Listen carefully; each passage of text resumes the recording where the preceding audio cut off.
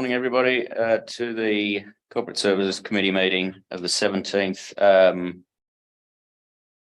that's got the wrong front on that. Yeah. What's the date today? Is the 19th of May, 2023. We'll begin today. If we got any, now everybody seems to be here, so I assume we have no apologies. No apologies. And any disclosures of interest? Nil received so far. And public participation? There's no public participation this morning.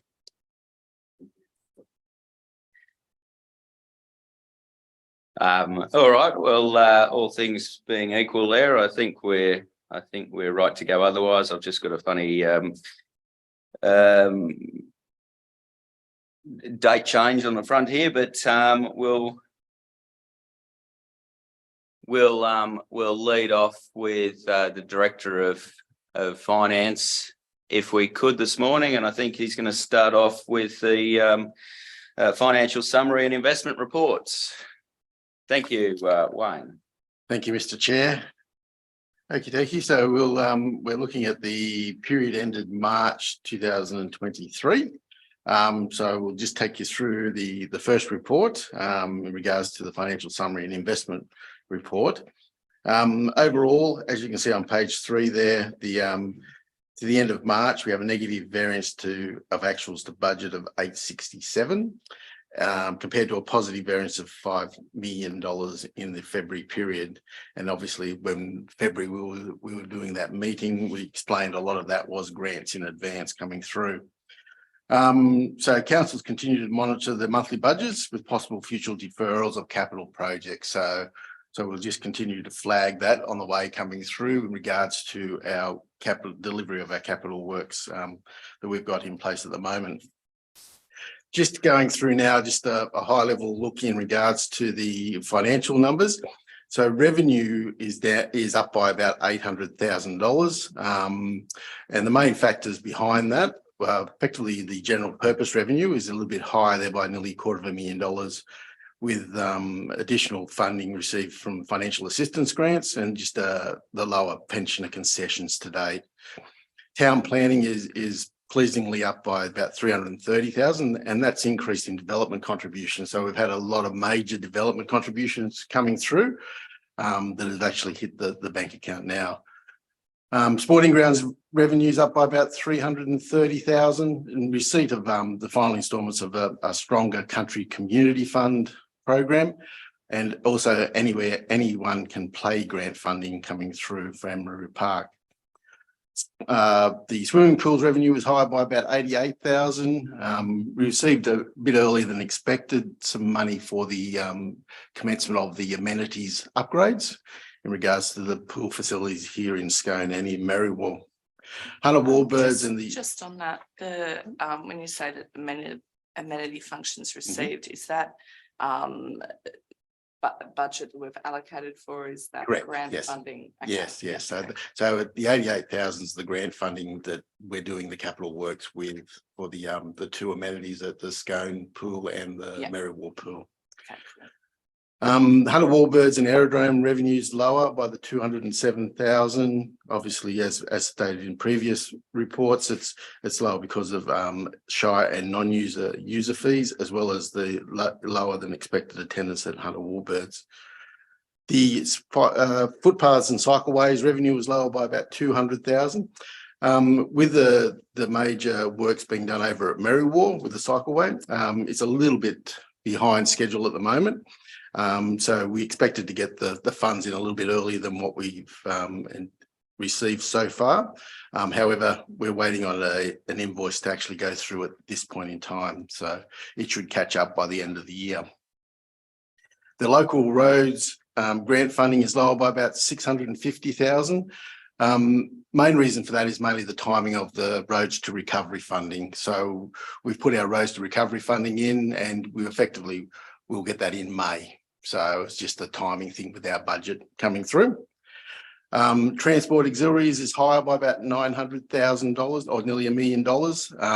We received the final instalment for the public spaces grant funding, which is effectively the St Albans area, the open park area there.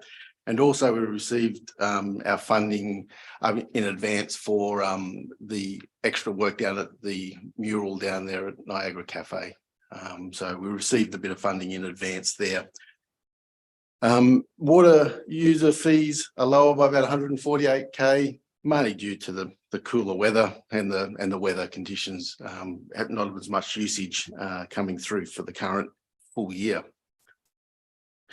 Moving into our non-operating revenue and expenditure, it's behind by about nearly a bit over $500,000. Internal fleet hire charges are lower by about $340,000 to date. So obviously we look at our internal fleet hire with a lot of our capital works underway at the moment. We should see some uptick over the next quarter in regards to our internal fleet hire charges. However, we've been using a lot of contractors to deliver those works and gaining greater drivers and to drive a lot of our plant has been a challenge coming through. Just on that, I've seen a few graders parked up for a couple of months now. How are we going and what strategies are we using to get talent and sit bums on seats there? I'll take that question, Chair. We've been advertising for medium plant operators fairly regularly. Appointed another 3 this week. Most of those, they're probably in the parks and gardens area, so they'll be driving tractors and the like, but it still fills some vacancies in our medium plant operator space. Grader drivers, that skill set still seems to be eluding us. We struggle to get skilled operators in that space. The graders you may have seen parked up probably wouldn't have been parked up permanently. What's happening is we can't always get a grader operator and a full team, so a roller operator, a water cart operator to work as a team. So occasionally a grader will go out with an operator. That operator will then transfer to another piece of plant equipment. It's not the most efficient way, but it keeps the plant moving. Ideally, it'd be great to have a full team and a full operation. We're continuing to advertise and we'll continue to try and train internal staff if we can. Yeah, no, that was probably a question I was going to ask. Have we got opportunity for training internals, and is there young people coming through that might benefit that space? We're open to that and we continue to offer it. It hasn't been taken up a lot internally, but we will continue to pursue that.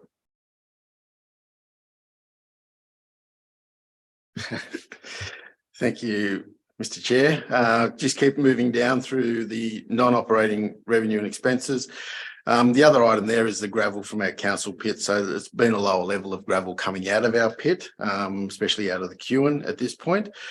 We should see some uptick there because we're starting to drag material out to undertake a lot of our capital work now. I was advised, and I'd just like to seek clarification on this, that there was a road out at Merrywall where we didn't use our own gravel from gravel pits. We used leftover fill from a job on the Golden Highway. Is that correct? I don't know, Mr. Chair. It could well be, because material that came from the Golden Highway could have been satisfactory for use on a gravel road. The point, are you concerned that the quality of the gravel wasn't sufficient? Is that the concern? Apparently it was a different kind of gravel. And also I'm wondering, because it was from the Golden Highway, was that materials for the Golden Highway paid for by the RMS? So the material would have been material removed from our heavy patching on the Golden Highway. So it would have been old material that was taken out. That would typically go to either waste, landfill cover, or rural roads. So I presume that's what's happened. I can follow it up. I don't know the particulars about this one, but we can follow that one up. Yeah, I was told it was a substandard compared to what they could have sourced from the quarry, and that was part of the issue with the road failure there. Okay. Do you actually have the road that it was on? Yeah, I can find that out. Can you for you. flick that Yeah. myself or Wayne, and we can pursue that? Thank you. Yep. Thank you for that. Moving into our operating expenditure. Our operating expenditure is higher than budget by about 1.27 million. Coming through, our numbers that are higher in this respect. We've got some lower costs for our economic and admin areas, which I've got a bit of a thing in questions taken on notice. Minor position structure adjustments and also staff vacancies coming through. So we've had some savings along those lines. And these will be assessed and applied against the efficiency gains that we had in our budget for the current year. Our waste operation costs are higher by about $180,000, just higher costs associated with the curbside collection and bulky waste collection by about $160,000 in that respect. With the organics, the new organics stream coming through, our budgets may have been slightly lower than what we anticipated to cost. So on that, we were advised in briefings that the green waste collection would actually be a break-even point and that it wouldn't incur costs for us. So how did we get that out by that much so soon? Overall, when you think about the actual level of the budget going through, it's nearly effectively $2 million in curbside collection costs. So it's a factor of also the inflation, the cost of fuels and everything. So there is a rise and fall within the contract where there'll be increased costs of actually pick up of that curbside. So if we had have not done the green waste, would we be incurring those same kinds of costs for collection at the moment? No, I think the increase in our costs is mainly due to the increase in the overall way of actually picking up the material, and the cost of actually the contractor with its fuels and increases in its cost of repairs to its vehicles and stuff has pushed the price up slightly based on that. So it's more of the rise and fall situation. So you're looking at probably an increase of around that, anywhere from 10% upwards. So it's one of those items that they place it in a contract for the basis of this high inflationary effect. So we didn't probably anticipate that in our budget initially. Okay, so it's not a function of changing to green. No. It's a function of just overall Effectively, costs. yeah, Okay, yeah, right. yeah. Our Hunter Warbirds costs are higher by 172,000. We're doing a bit of analysis in regards to those costs at the moment. So we'll come back to council, all the councillors, in regards to under separate cover an analysis on how the Hunter Warbirds is actually tracking along. Through you, Mr. Chair. Yep. So what was the original budget for this year for Hunter Warbirds? Because I'm seeing revenue lower than 207 and costs higher by 172. What was the original budget? The original budget, I think in revenue terms, was a bit over between 400 and 500. And I think the expenditure was the same, between 400 and 500. So it was pretty well looking in our budget that we would make a very small loss or near break even initially.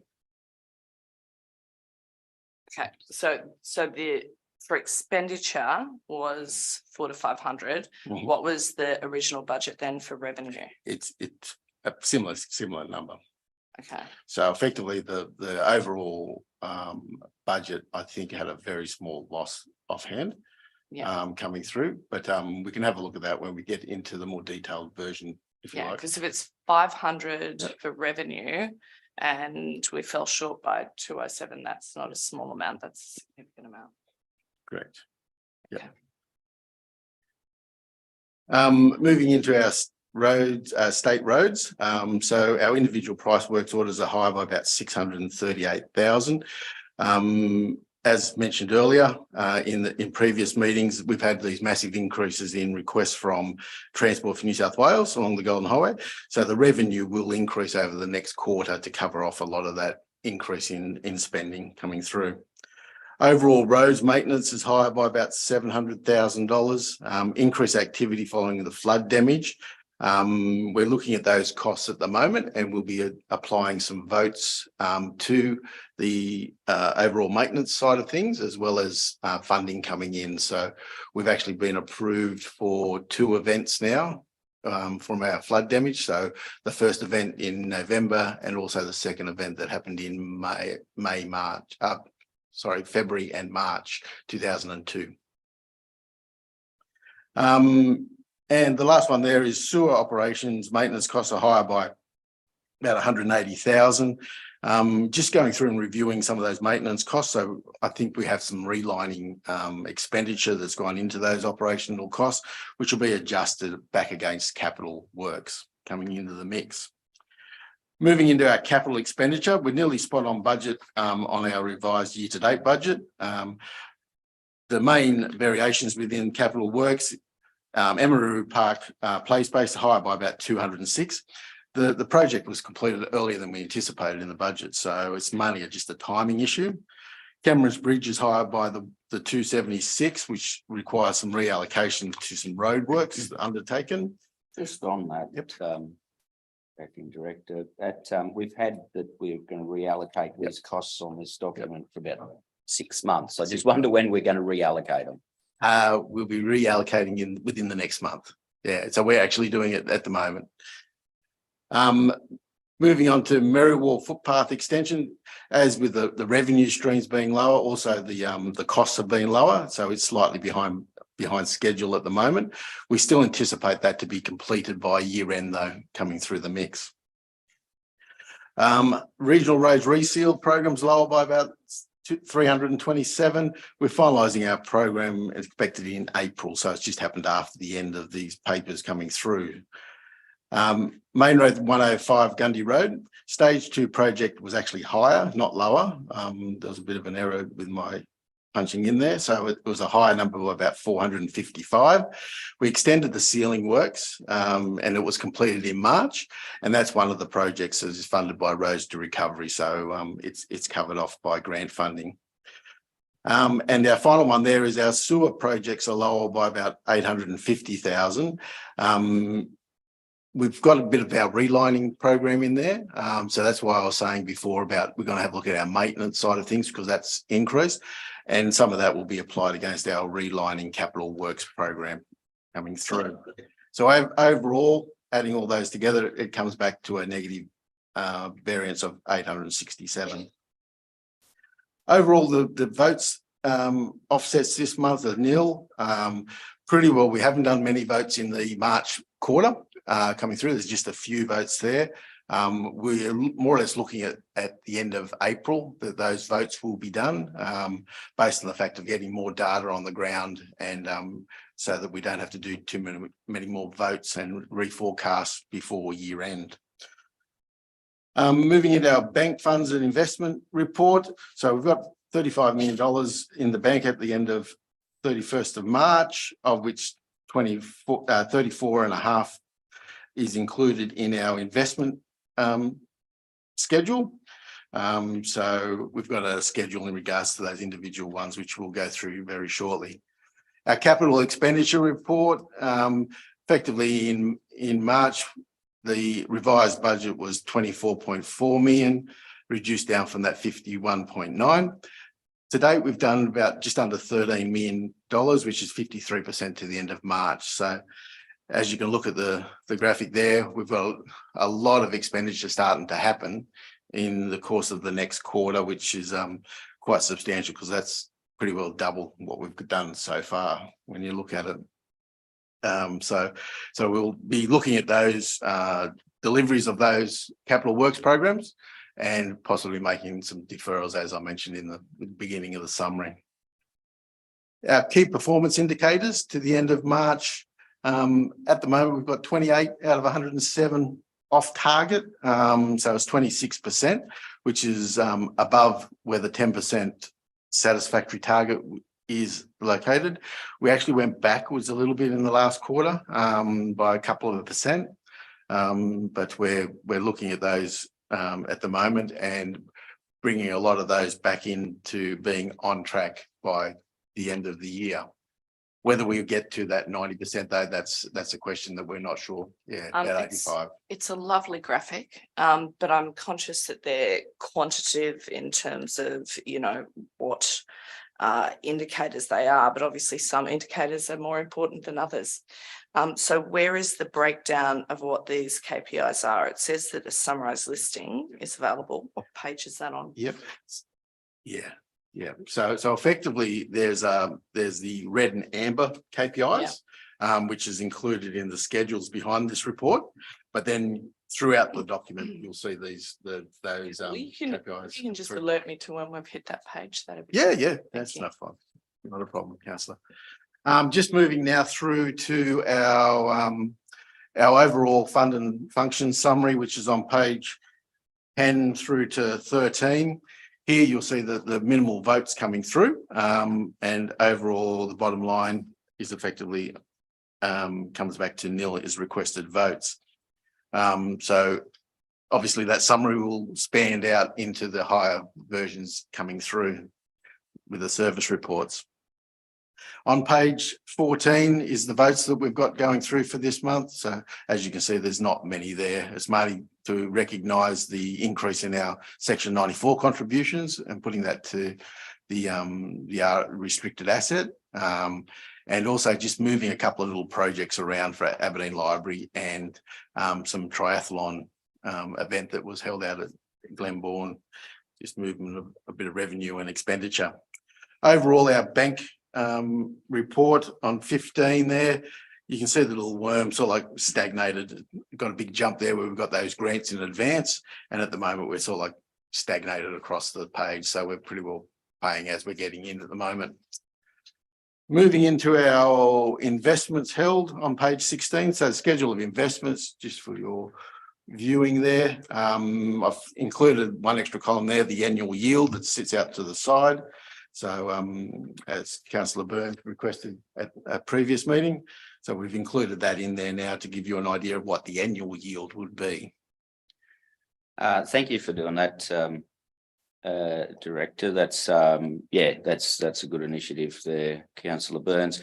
Just on that figure, and just because we've been spending a little bit of time around the budget and going around the Shire, I think we have in the budget $420,000 yield for that. I'm just wondering, have we got more money than that?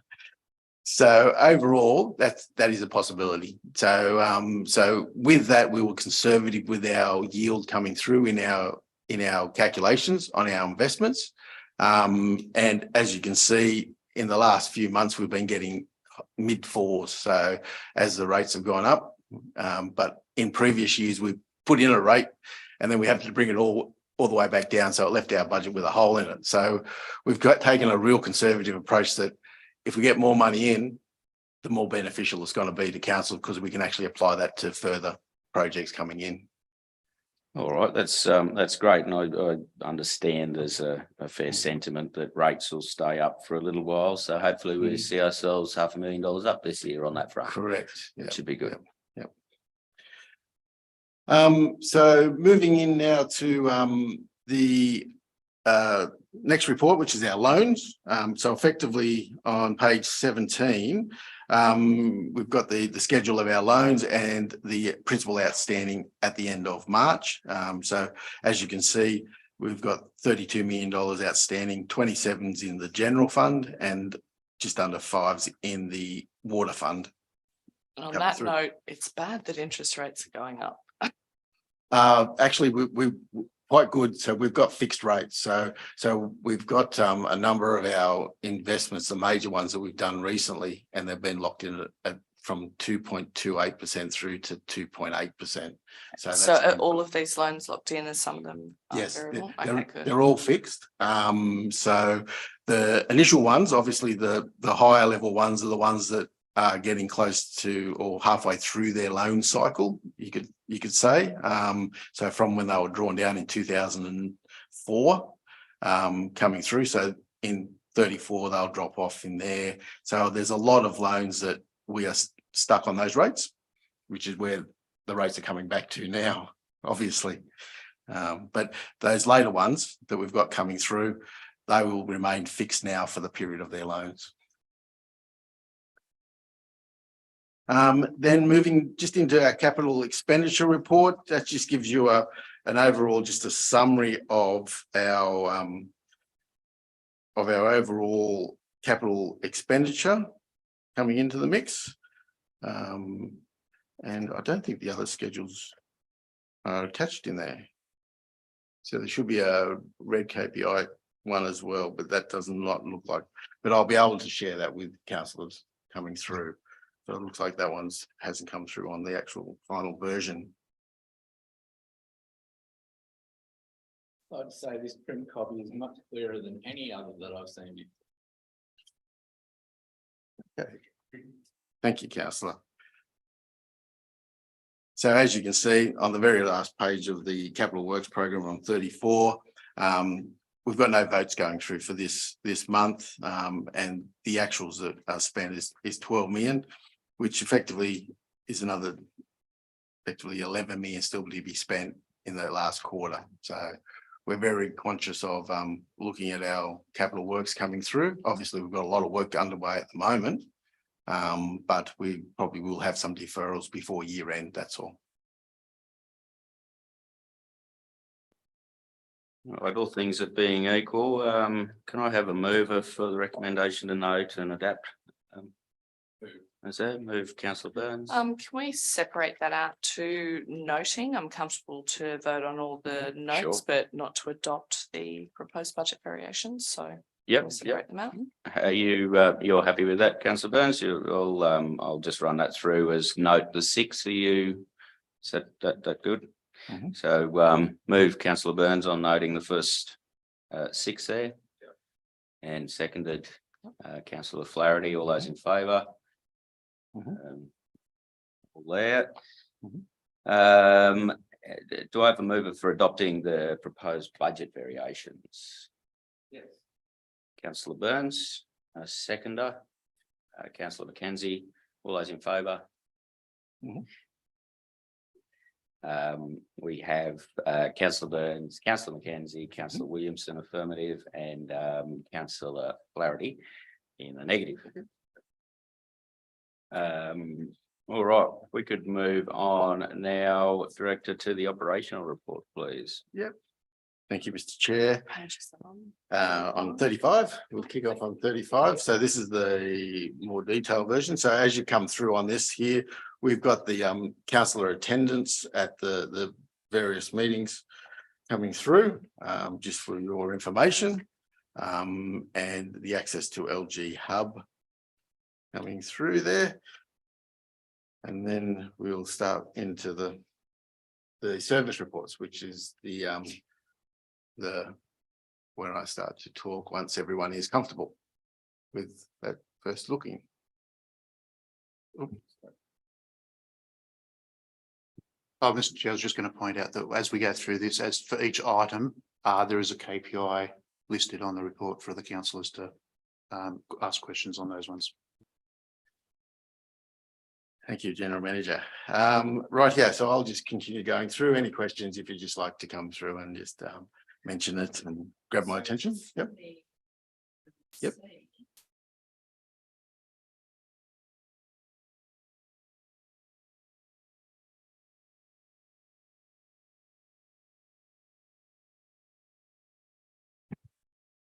No, councillor, you're shown as attending the meeting with a green tick. Yeah. So the green ticks mean you attended, the orange ticks mean you're not a member, but you still attended, and the red crosses. No. Yeah. So you need to line it up at the top of the table, sorry, not the membership. No, sorry about that confusion. I do actually on that chart there, I do see a little chart I marked as not in attendance of our ordinary meeting in March, which I did attend. Maybe if we could note. Didn't you drop out? Weren't you on audio visual and dropped out? I was on audio visual Yeah. and I think it was only the closed it council was part just that the it dropped out. closed Yeah. council. If that was the one you zoomed in for. It was, You're on yeah. a bus in New Zealand, I think, from memory, so we'll I think amend. it was. We'll- I think it was. I'll- I was not where I was expecting to be. No, I can assure you that even on a bus in New Zealand, you still get a green tick, so we'll amend that.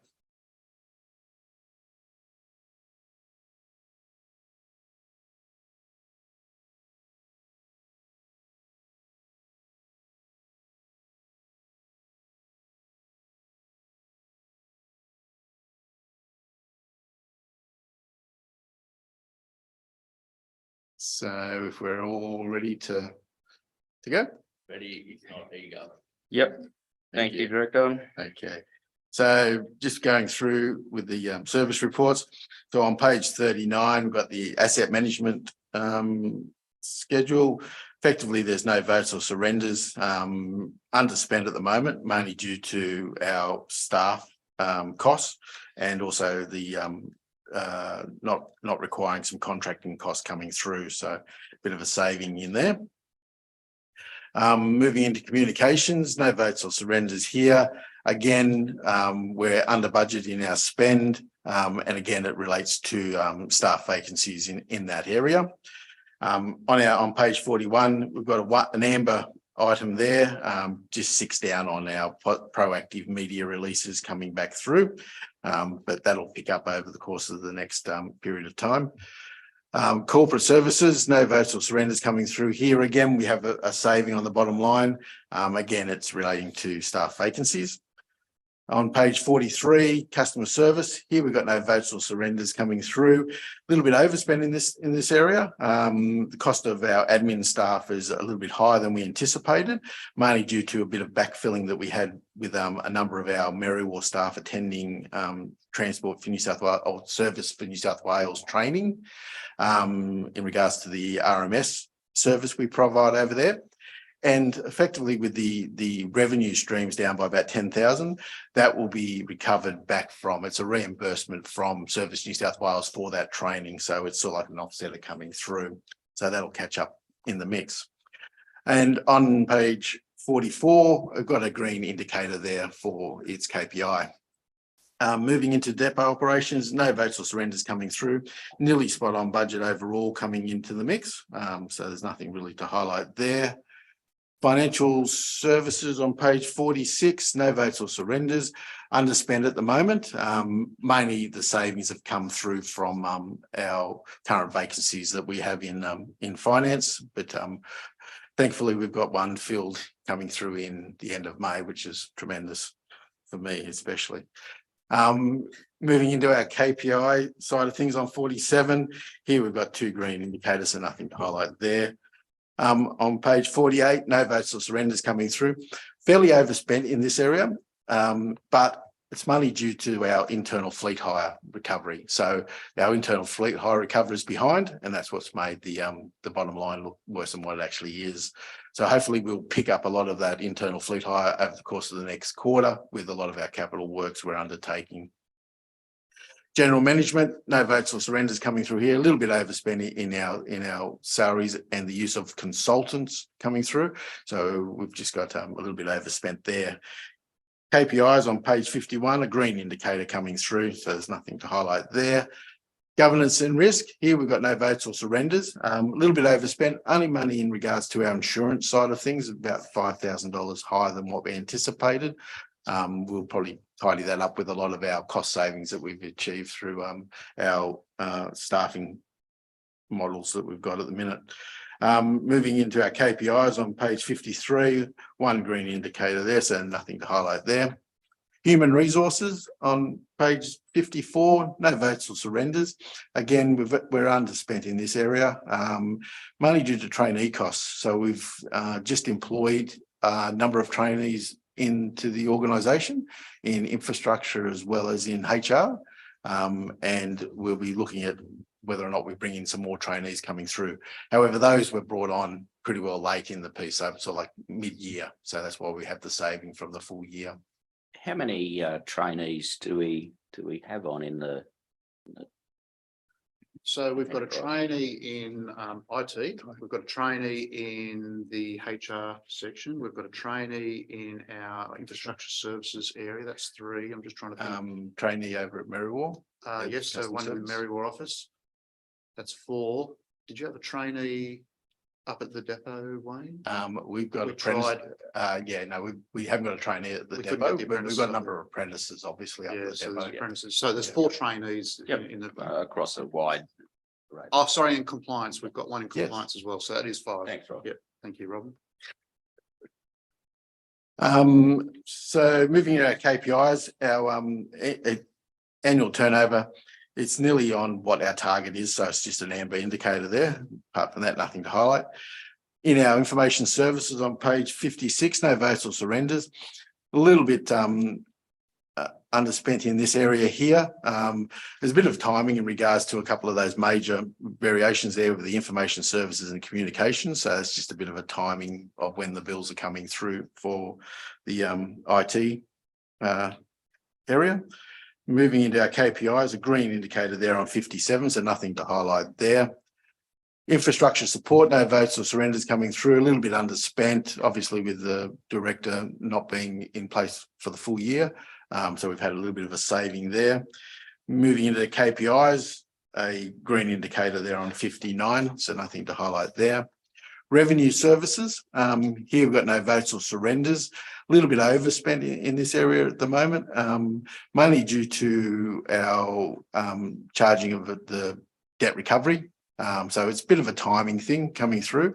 Our debt recovery revenue is down a bit, and also our costs are down a bit. So, but we've probably got some invoicing to still go through. KPI side of things on page 61, we've got two green indicators and a red indicator. So the red indicator relates to our unarranged receivables that we have in place. It's jumped up from the last month. We've had a large Section 94 contribution, quarry owners Section 94 contribution that has become now overdue significantly. We're actually putting that through debt collection at the moment, trying to chase those funds down. I will admit here, I do not know what a Section 94 is. Could you elaborate on that? Yes, Mr. Chair, when a developer comes to council and lodges a development application, they pay a developer contribution, which is called Section 94. It's Section 94 of the Environmental Planning and Assessment Act. So that's generally a cash contribution to cover additional damage to our assets, predominantly roads, but it could also be a developer contribution for our additional amplification of our sporting fields, our water system, our sewer system. So we have both general developer contributions, but we also have water and sewer contributions. Thank you. Thank you, Mr. GM. Moving into our stores and purchasing here on page 62, no votes or surrenders, a little bit underspent, just with the in salaries at this point in time. With our storeman's been on extended leave a couple of times during the year. Moving on to page 63, here we've got a red indicator and two green indicators. The red indicator is the level of our stock, mainly due predominantly to the cost of the stock. So we're holding about the same. However, the cost of our stock has increased significantly from due to inflationary effects. Are a lot of that stock likely to be pipes and infrastructure items, Yes, ticket yeah. items, and do we then charge them out to the jobs as we go? Is that how that Correct. Yeah, that works? yeah. So we're pretty well holding a lot of stock on hand, so the guys can just go and pick the stock up and go and undertake the work straight away. And a lot of it is water and sewer coming through. Obviously, with the emergency works that has to be undertaken, we have to hold a lot of pipes and so forth. But we have a lot of also head walls and that type of thing for our drainage network as well. Yeah, so even though we've got a red indicator there, I think that's actually a very positive thing in the particular environment we've seen. So well done. Moving into sustainability on page 64, no votes or surrenders here. Again, we're a little bit underspent in our salary areas there, just with a vacancy that was held earlier in the piece. KPI side of things, we're meeting our emissions targets, so a green indicator there. Moving into community service and education with our admin side of things, no votes or surrenders. Again, here we've got a bit of a saving due to staff extended leave and a couple of vacancies that we're holding in that area. So apart from that, nothing else to highlight. Moving into our KPI side of things, we've got one red indicator and a green indicator. The red indicator is in regards to the engagement of our organisations in partnerships. Probably with regards to our staff being on extended leave and also a few vacancies, it's been difficult to go through those engagements. We've got the manager on extended leave at this point in time as well. So whether or not we'll be able to get to the end by the end of the year, I'm not 100% sure, but we'll try to get to meet the target. Moving on to Gummin Place on page 68. Here, no votes or surrenders coming through. As highlighted previously, that the cost of Gummin Place is quite substantial. And in regards to the servicing of our residents that we do hold over there in the facility.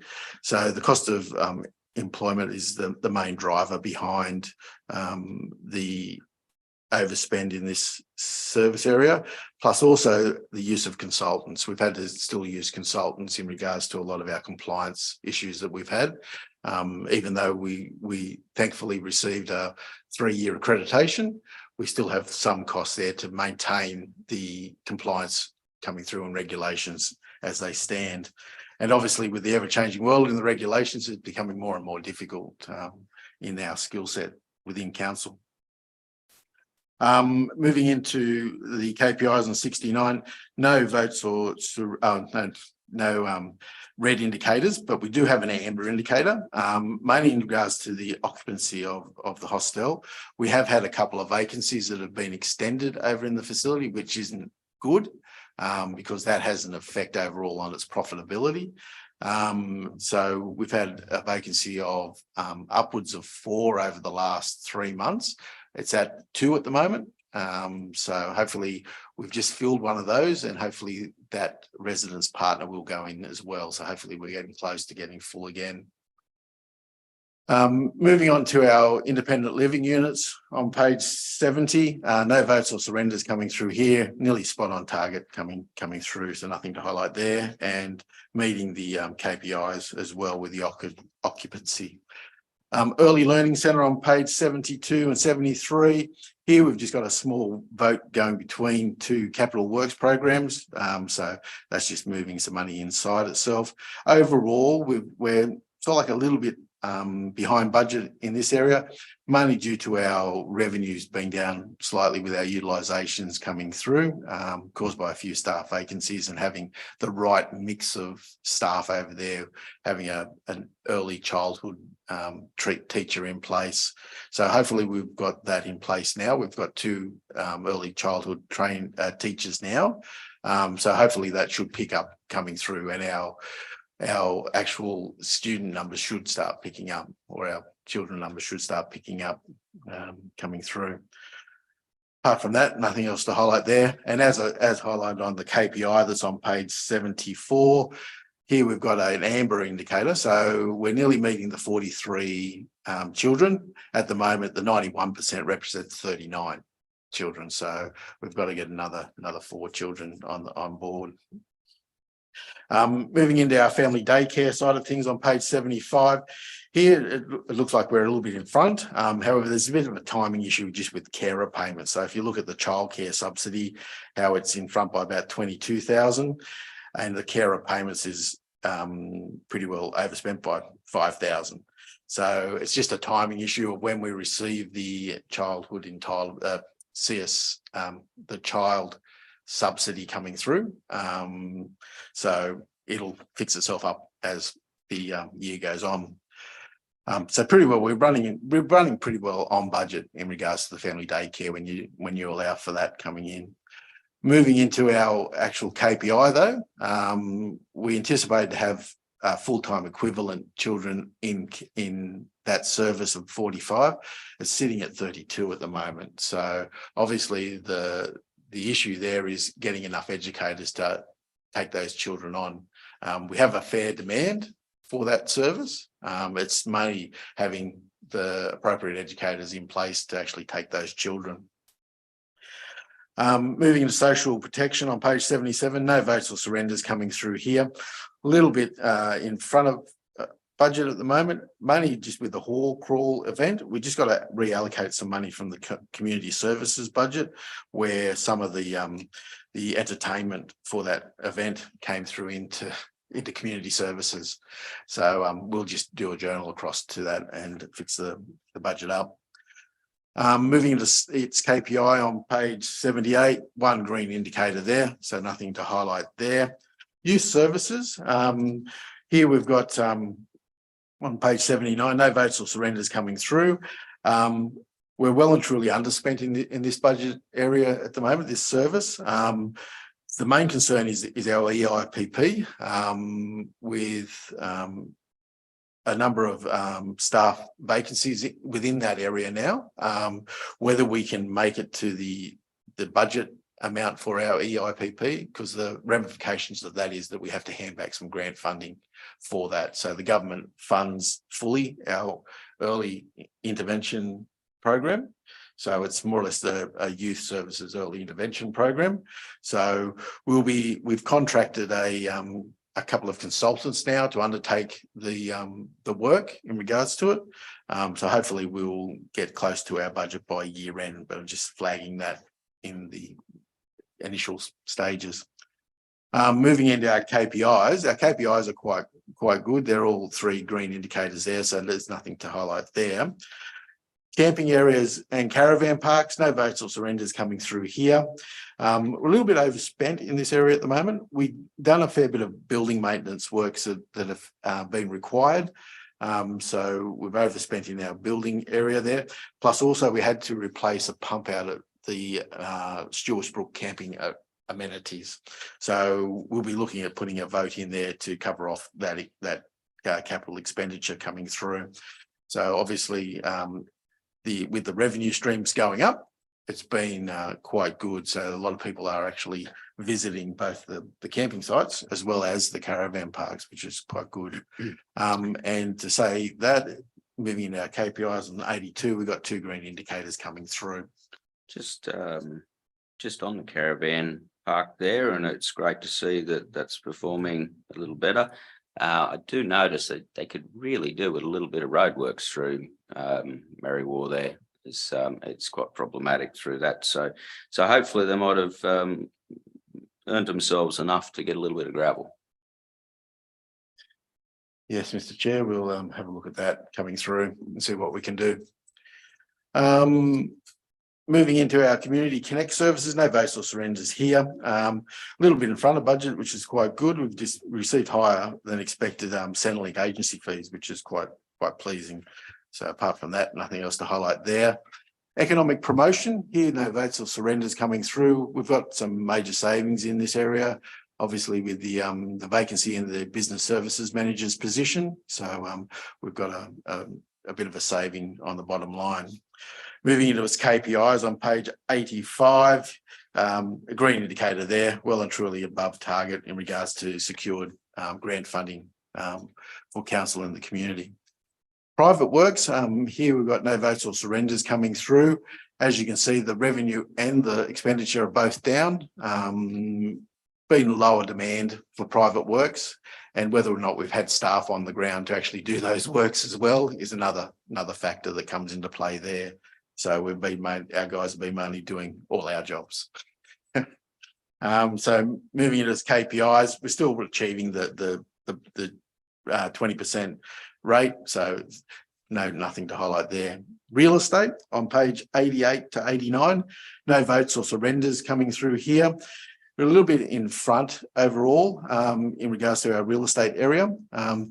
Our revenue streams for Campbell's Corner and our commercial properties are a little bit down on budget coming through with a couple of vacancies that we've had over the course of the year. However, we've had some savings involved with the admin costs there. So the role of the property officer hadn't been filled for the whole year. So we've had a saving there. Plus also our building maintenance has not been as large as what we anticipated. So that's always a bonus. With the capital works that have been done on Campbell's Corner, hopefully the building maintenance shouldn't be too large down there. And just on that, the business case for Campbell's Corner for 2355500, is that a new business case or a variation to the original? No, that's the original one that was coming through from last financial year, and that's just the remnants of it happening at the moment. I don't think we've secured the final report in regards to that. No, Mr. Chair. Morrison Lowe did that business case. Wayne and I had a meeting with them probably about 3 weeks ago, trying to finalise that report. We still had some questions and concerns about some of the conclusions, but we haven't seen the final. Are there minutes from that meeting with the Met? No, there's a Zoom meeting that Wayne and I had in my office with a member from Morrison Lowe. I thought you said the mayor was there.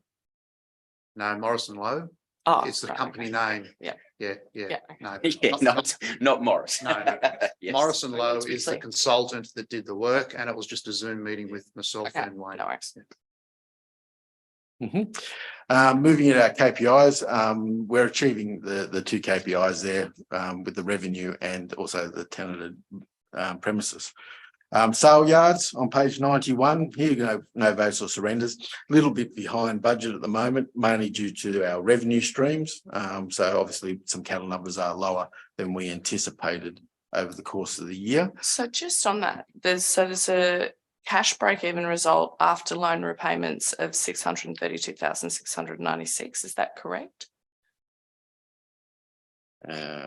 Whereabouts are you getting that from? On the Declan? sale yards. So we've got a cash break-even point. Is that taking into account the loan repayments? If you've got a cash break-even point, it should take into account the loan repayments. So it does take into account the It loan should. repayments? It should take into account. It should, does Um, it? Does it? Well, I'm just trying to work out what your question's about, councillor. Because it breaks even, which is fantastic.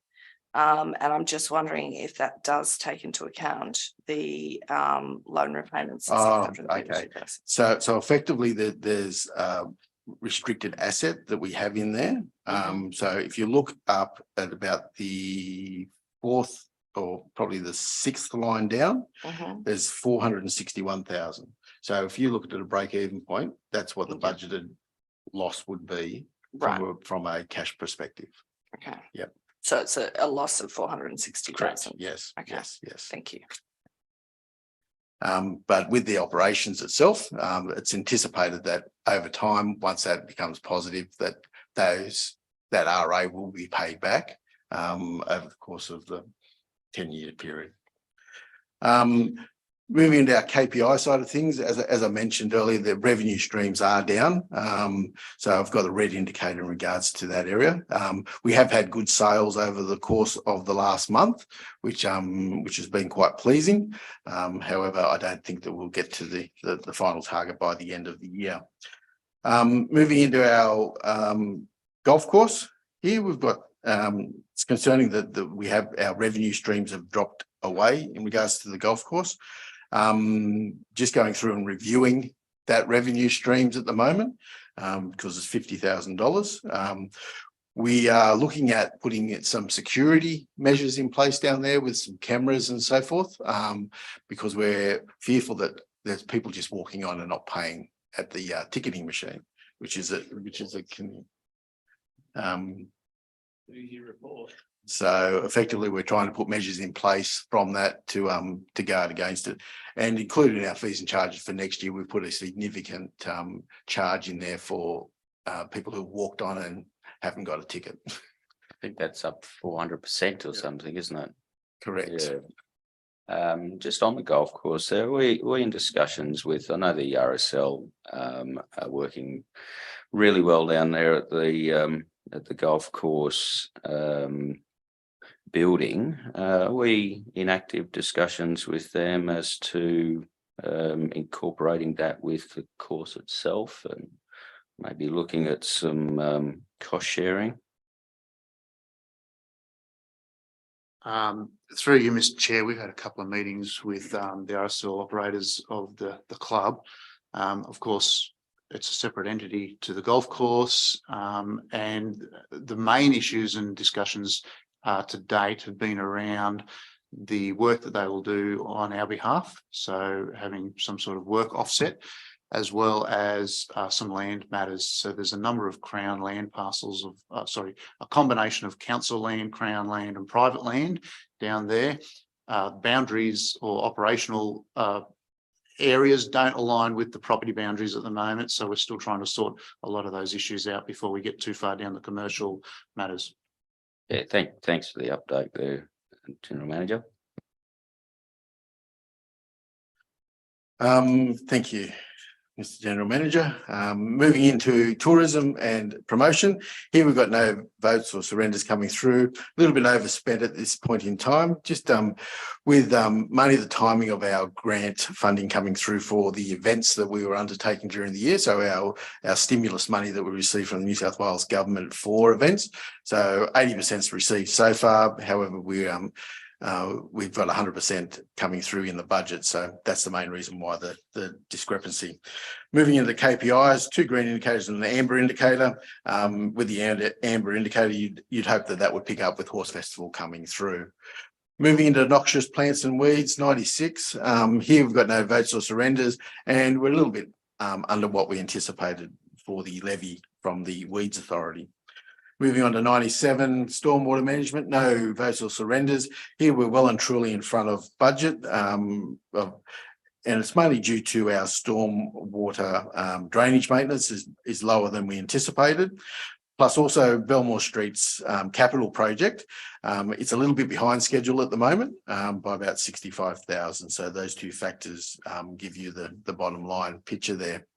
Moving into our KPIs, which is a little bit concerning, but we've got 4 red indicators coming through, which we need to address over the course of the next quarter to make sure that we bring those back on target. Street cleaning, no votes or surrenders, a little bit underspent at the moment, just lower contractor fees, which is quite pleasing. And our KPIs on page 100, a green indicator there, so nothing to highlight there. Waste management on 101 through to 102. Here we've got no votes or surrenders coming through. As I mentioned earlier, we're a little bit overspent in this budget area, mainly due to our waste curbside collection now.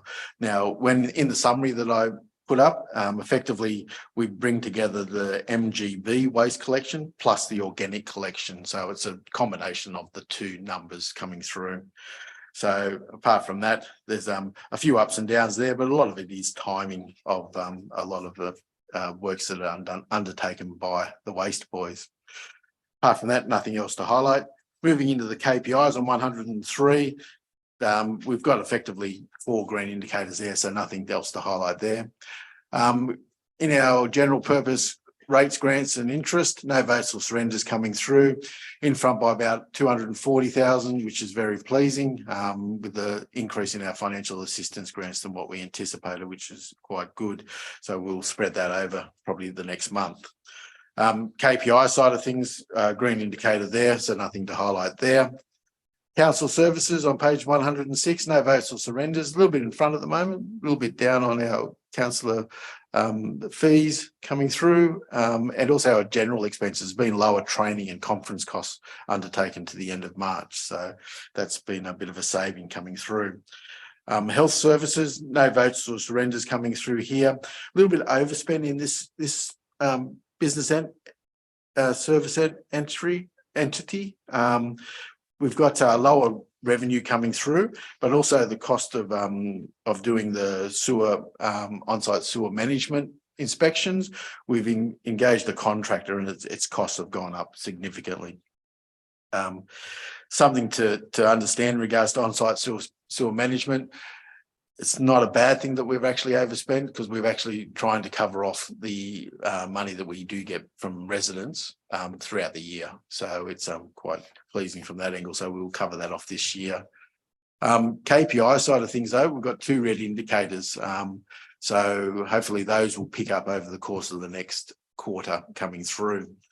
Emergency housing on 109, pretty well no votes or surrenders. There's been no maintenance required over in that facility next door to the council. So we've got a bit of a saving on the bottom line. Low income housing, no votes or surrenders coming through, nearly spot on budget coming into the mix, a little bit less in building maintenance only. Public cemeteries on 111, no votes or surrenders, a little bit overspent in this area. Our revenue streams have been a little bit lower. It's very hard to depict when people are wanting to buy their plots coming through. But also we've had a bit more increase in our level of maintenance on our cemeteries. We've pretty well listened to what the community has said and said that they need to be tidied up. So we've put some money towards undertaking those works. Moving into our KPI side of things, we've got 1 red and 1 green indicator. Our actual delivery of any capital works, we haven't done really any capital works as yet at the cemeteries. But a lot of that is scheduled for May and June to be undertaken. So that should catch up. Public convenience on 113, no votes or surrenders here. The cost of servicing and maintenance of the public convenience has been a lot higher than we anticipated coming through. We're going to go through and have a bit of a look and review that and just see what the service levels of that area is so that we can address the overspend for future. So obviously we've spent it now, so we'll have to actually wear that cost. Moving into our KPIs, now obviously with a really good servicing of our amenities, we've got a green KPI, so the cleanliness is quite good. So we just need to be mindful of it. Well done to those staff too. I see them early in the morning. They are offering a high level of service there, and they've been doing a great job poking along where nobody sees them. So congratulations to them, even if they do spend a bit more money. But I'm sure there'll be people that appreciate that. Thank you, Mr. Chair. Definitely that'll get to them. The street lighting on page 115, no votes or surrenders. Main reason for it being over budget at this point in time is the delay in receipt of the street lighting subsidy coming through. So obviously we received that a little bit later than we anticipated. It's a green indicator on KPIs on 116, so nothing to highlight there. Town planning, here we've got the vote coming through for the section 94 contributions. Overall, we're about 330 in front, which is effectively the actual contributions increase. We've been conservative by just only putting through a vote for the 270 though. Just be mindful of that. Moving into town planning, the KPIs behind undertaking the works, 3 green indicators there, so we're meeting the target levels of our expectations.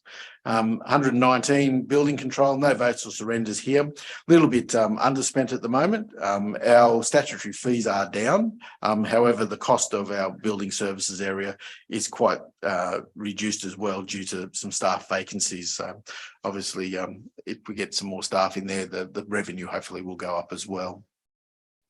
Moving into our KPIs on 120, 2 green indicators here, so there's nothing to highlight there, so it's meeting its expectations. Quarry operations on page 121, no votes or surrenders coming through. As you can see here, we're behind by about 120k. Our quarry revenue is down by 200, but our quarry operations is also down by about the 90 coming through, or 80,000 coming through. Obviously we'll be looking at our quarry revenue. We may have some outstanding quarry revenue still to be processed through the system, which we'll be undertaking a review of that to make sure that we've captured all of the quarry material that has left the facility. Moving into animal control on 122. Here we've got no votes or surrenders, underspent at the moment, mainly due to the animal control operational costs. We've had the staff vacancy that was there before we put the trainee on. So for half the year, we've had a bit of a saving. Moving into our KPIs on 123, a green indicator there and also a red indicator. And the red indicator is pretty well the percentage of urgent complaints and inquiries responded to. So we're looking at that, and we're looking at trying to address that issue at this point in time. Moving on to our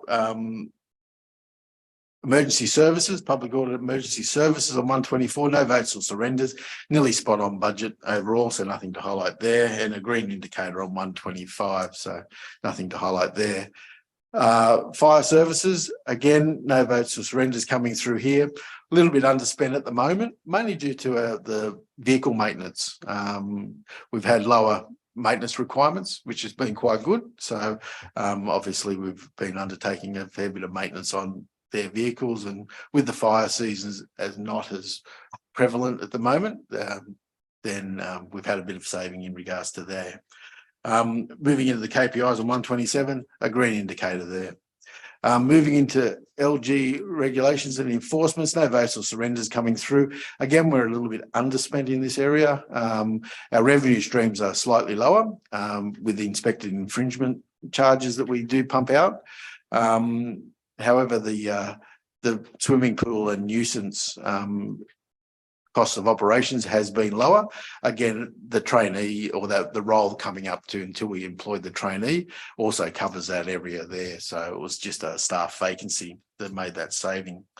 KPIs on 129, an amber indicator there, very, very close to the inspection level that we're anticipating. So that hopefully will catch up by year end.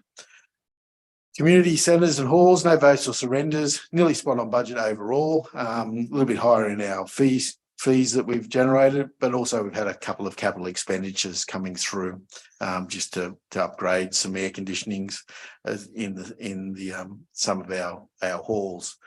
KPI side of things, here we've got a red indicator, but it'll catch up over the course of the next period.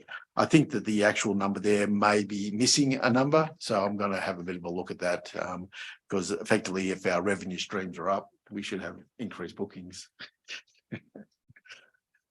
So I'll be looking at that and adjusting it accordingly. Moving into cultural services, no votes or surrenders coming through here. A little bit underspent, in our community programs and events. So the cost associated with those that program has been lower than we anticipated coming through. Moving on to our KPIs, effectively we've got a green indicator there, so the number of cultural activities undertaken. Moving into museums, no votes or surrenders, and a little bit underspent in this one as well, just with a couple of the capital works programs that we were anticipating doing. However, there's been no requests or requirements from the museum volunteers to undertake any of those works at this point in time. So we'll have an open ear in regards to any works that are required. Moving into the other sport and recreations on 135. Here we've got just an offsetting vote going through from the revenue and the expenditure. We held the triathlon out at Glenbourne Dam, so we've got just an offsetting vote in there. Overall, we're pretty well line ball in our budget. We've received a bit of vitality funding up front a little bit earlier than we anticipated, which will be spent over the course of the year. And also we're waiting on some funding in regards to the triathlon that we held as well. So that should cover off the rest of those costs. Moving into our KPIs on page 136, all three green indicators, so nothing to highlight there. Parks and gardens, here on 137, no votes or surrenders again. Well and truly overspent in this area, mainly due to the Emeroo Park space. So that's mainly the capital works project there. So as you can see, there's 194 in the budget, so that should come through. A little bit higher than what we anticipated in the budget, but obviously with the cost of undertaking a fair bit of works, it was a little bit higher. So we'll look at providing a vote coming through to cover off the balance of that. Apart from that, there's nothing else to highlight there. Moving into our KPI side of things, here we've got in March a red indicator. However, that was prior to invoices being received for the park, Emeroo Park space. So actually it will be a green indicator, which is quite pleasing. So it hasn't allowed for that coming through. So when the guys have done that, they've done that right at the end of March, the KPI, and we received the invoice, so like the first couple of weeks into April. So we accounted for it as an accrual, and effectively it blew the KPI out. Moving into the public library space, here we've got a small vote and surrender going through just with a upgrade of the Aberdeen Library. Overall, we're underspent in this area, and mainly due to, again, a staff vacancy that was in place for the majority of the year. That position has now been filled. So moving forward, they've got their full complement of staff on the ground. Moving into its KPI side of things, here we've got three green indicators and a red indicator. The red indicator is the number of organised consultations with the community. So we'll be raising it with the library staff to see whether or not we can increase that level of consultation on the collections moving forward before the end of the year. Sporting grounds and venues on page 141, no votes or surrenders here. Pretty well and truly underspent in this, underspent overall in this budget, mainly due to the capital grants received, obviously up the top there. So the 334 compared to the 256. There has been an increase in the cost of maintaining our sporting grounds, and also the utility costs with the water usage charges. So we'll have to look at those costs to see whether or not we can rule those in before the year end of maintaining our facilities. Moving into KPIs on 142, a red indicator there, which is pretty well looking at our capital expenditure, and the green indicator is our unsatisfactory ground conditions, which has been within target. Swimming pools on page 143, no votes or surrenders here. A little bit underspent at this point in time, mainly due to actually receiving the capital grant in advance for those pools, as I mentioned earlier in the summary. So we received that a bit earlier. Overall, maintenance of the Scone pool has increased significantly, and also our water usage charges has increased significantly down at the pools. So we're going through and reviewing that and seeing why that has been the case. Could very well be that some of the materials from the actual building capital works may have entered into the maintenance area of Scone. So we'll review that and make the adjustments accordingly if need be. KPI side of things, green indicator there about the pool opening for the whole season. Moving into White Park, here we've got no votes or surrenders coming through. Overall, no votes or surrenders, as I mentioned. About 140,000 behind budget at the moment. A cost of actually our yard maintenance and facilities is quite higher than we anticipated. Our revenue streams are up coming through, which is quite pleasing. And the other item there that is creating that negative effect is our couple of projects which we've received grant funding for, which we'll be looking at applying that grant funding against that and providing a vote into the mix. So that's our gravel pad and the cattle yards, effectively. So we received some money from the Resources from Regions Fund number 8 for that program. Apart from that, there's nothing else to highlight there. Aerodrome here on page 146, no votes or surrenders coming through. As you can see, as highlighted in the summary pages, we're behind budget by 283. Main drivers behind that is our revenue stream. So as you can see, Councillor Flaherty, the revenue from Hunter Warbirds is 456. And we were anticipating 450 as the expenditure. So it was a very small profit from that angle. Yeah, and I'm looking at the when you look at the cash surplus of 206, 879, that seems to be a direct result of a capital grants received of 300k. So that offsets that nicely, which is it's very fortunate. But what does that look like in future years? Are we going to have to rely on grants received to make sure we meet budget? Yeah. Have we got a plan for it? Yep. Definitely have a plan for it. Moving forward in regards to the air park itself and the Hunter Warbirds. Overall, that's a cost to the bottom line, the 206. So that's the actual cost of running the airport itself. Overall, you'll see that we anticipated that there would be 580 as an overall loss from the Warbirds. From the Warbirds coming through, and also the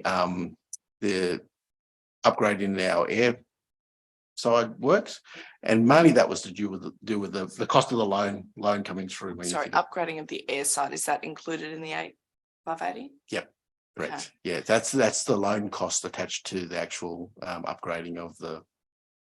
Yeah, and just on that, the 2.9 million that we saved on the runway, the mayor said in open council that it didn't go to the museum, was not reallocated. So I'm wondering now why we can't access that 2.9 million that we saved on the runway for the 2.4 or 5 that we're trying to find for it. Where's the 2.9 million? No, so it's before my time, but I think what you're referring to is there was a budget, a creep in the scope. Mhm. The budget came in higher than the budget allowance that we had, or the cost came in higher than the budget we had, and we re-scoped the project to remove some of the works The primary works that were reduced were not putting an asphalt runway and putting the spray seal runway. That saved money. So there's no cash sitting it around saved- waiting. It saved 2.9 million. You're probably which was right. And so what I'm saying is that at the time, councillor Abbott was asking where that 2.9 million was going to be directed. The mayor said in open council, it will not go to the museum. And that it was not being reallocated for anything else. So I'm wondering now that we're looking for what 2.4, 2.5 to finish off the runway and match the government grant, where that 2.9 cost saving is, that we could access that and not look for a grant. The 2.9 cost saving is 2.9 in debt that we didn't enter into. So that's Right, 2.9 less debt that we have than we would have had. So there's no cash sitting around. It's just less debt. Right, so there was debt to do the runway of 5 million. And so we took out that loan, or we didn't take out that loan? Wayne can answer those. That's okay. So effectively, we took out a loan of 7.8 million, so 7796. Yeah. So what the 2.9 million dollars was, the actual airside works came in from the contractor when we went out to tender, $2.9 million more than what we actually had allocated in our budget. Yeah. So when we had the budget, we had to bring that actual budget back from the actual tendered price. So we had to come back to where we had the dollars and cents that was available. But there was, So there was no 5 savings. mil at the time that we budgeted for the runway. And so, yeah, there was, sorry, 5 mil. Right. 500 mil. The mascot.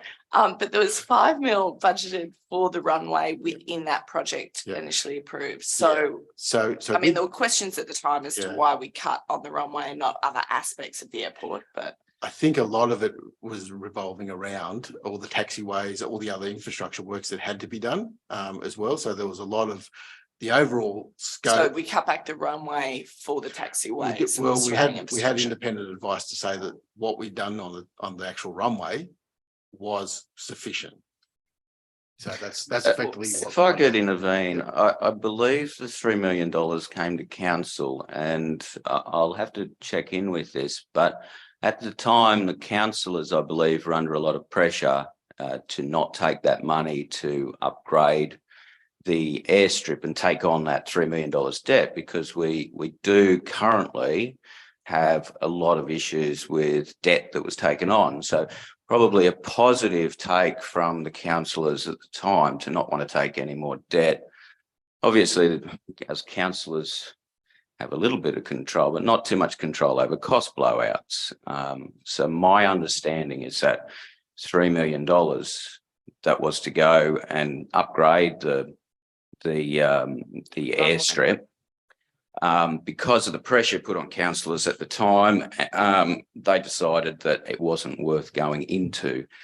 We do have this prospect now, and I like your line of thinking that we can find that extra $2.5 million to go back and look at that decision, because at the time there was $3 million that wasn't palatable to the community. I think there was quite a lot of discussion in the community that was negative towards.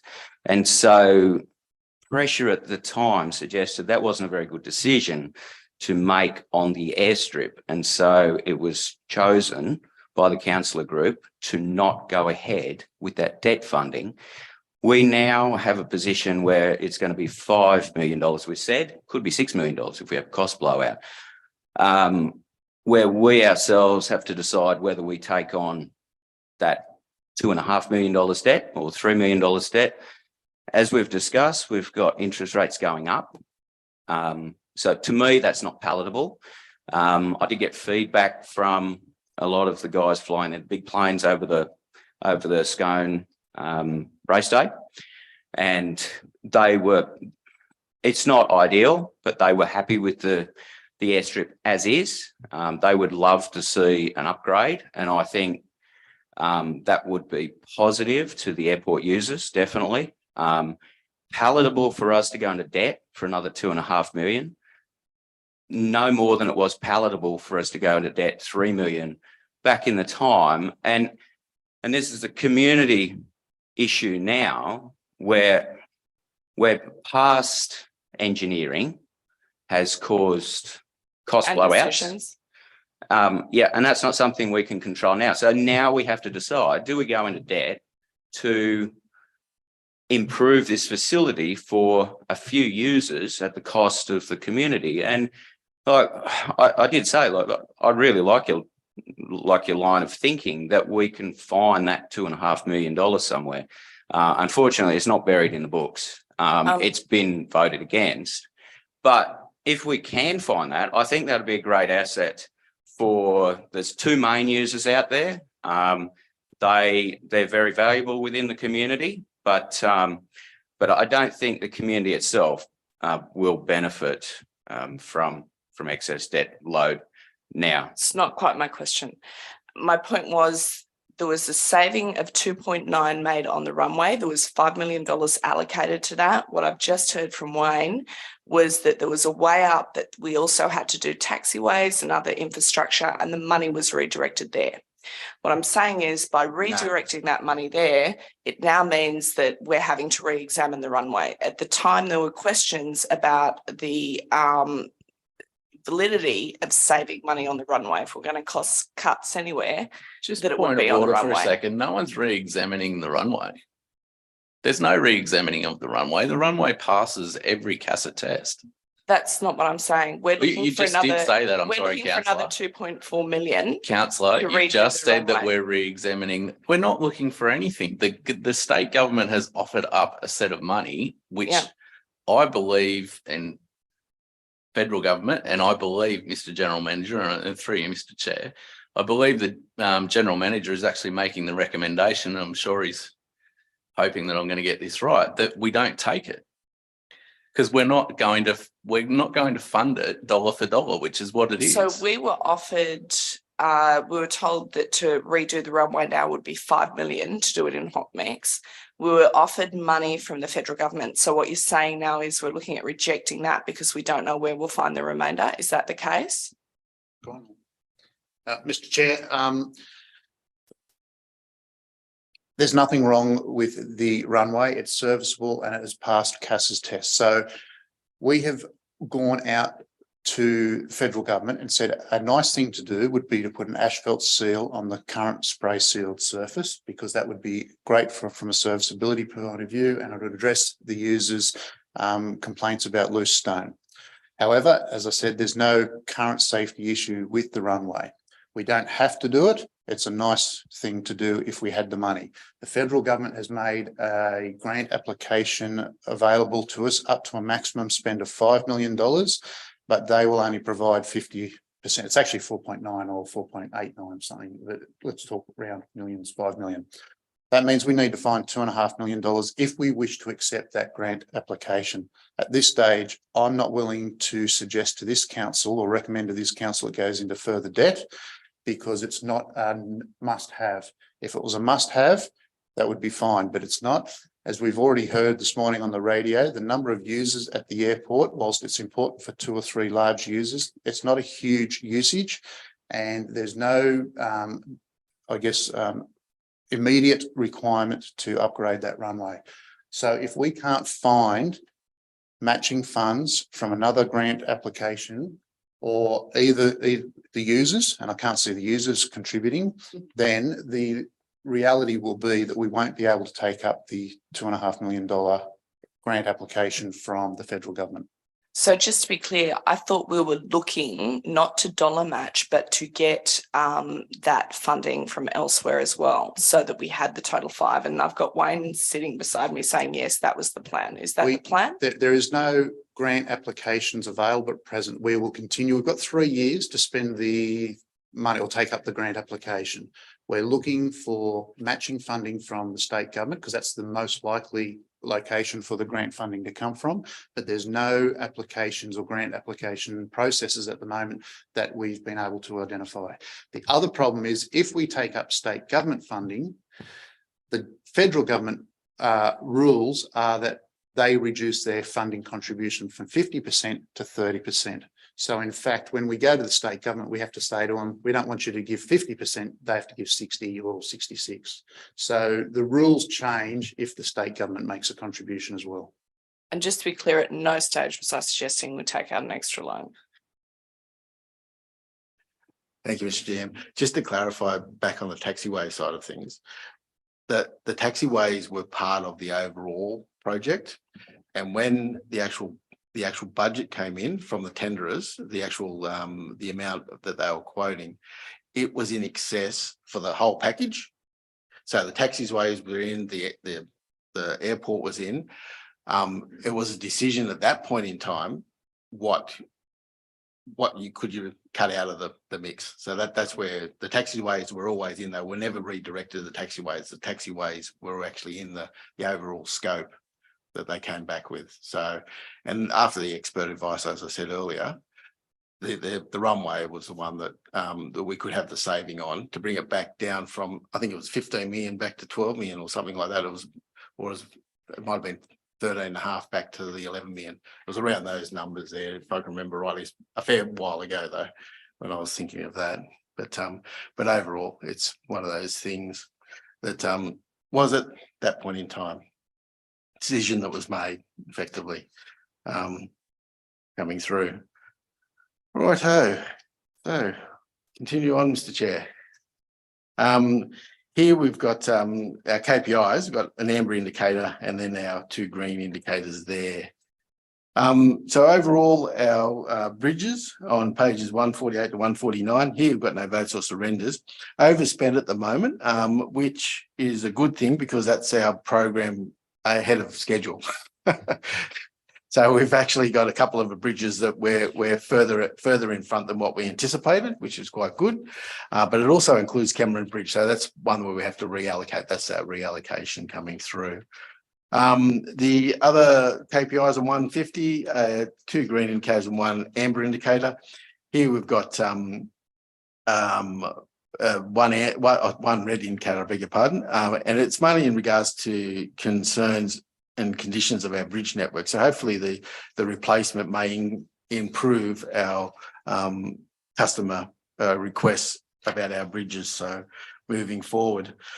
So in regards to our footpaths and cycleways on 151, no votes or surrenders coming through here. Nearly spot on budget overall, but as I mentioned earlier in the summary report, the capital grants are a little bit behind us. Also, the capital expenditure is a little bit behind as well.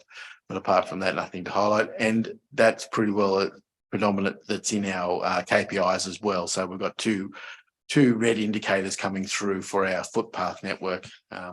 One's about capital expenditure, but the other's about customer requests. So we need to address a number of our customer requests in regards to our footpath network. Just on the footpaths there, acting director, out at Casillas, a decommissioned fuel. Have we completed that that project there on the footpath where we're digging that tank out? We've had the environmental study and approvals put in place, but the tank hasn't been removed, I don't believe. I can take on notice and get Mr. Pringle to give you an update on that though. Yep. So we're going to see more costs come through in that space then. I believe so. Yep. Sure.